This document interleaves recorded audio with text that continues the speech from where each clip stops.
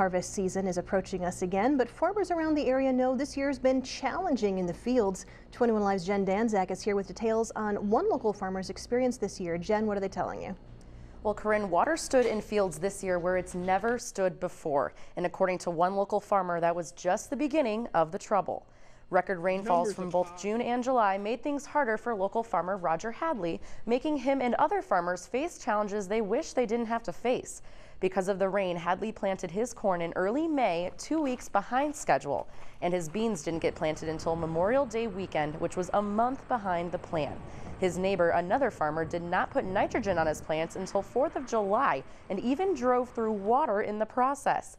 Hadley predicts 85% of the beans he planted have survived and believes his corn is 50% of last year's yield. He has no doubt that other farmers in the area are having the same experience this year.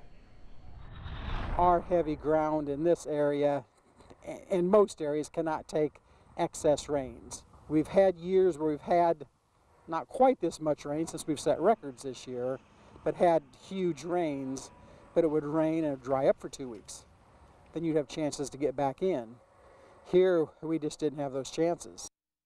Well, that rainfall really affected them, didn't it? So are farmers trying to push back their harvest, which usually begins about now, right? Right. It's about like September, October, usually whenever, the leaves fall off of the beans and, the beans get dry, that's when they usually start harvesting. But because they planted them so late that it's going to have to get pushed back. So let's hope that there's no more rain to come and push it back even more and make it more challenging. Certainly not like what we saw this spring. Okay, Jen, thanks very much.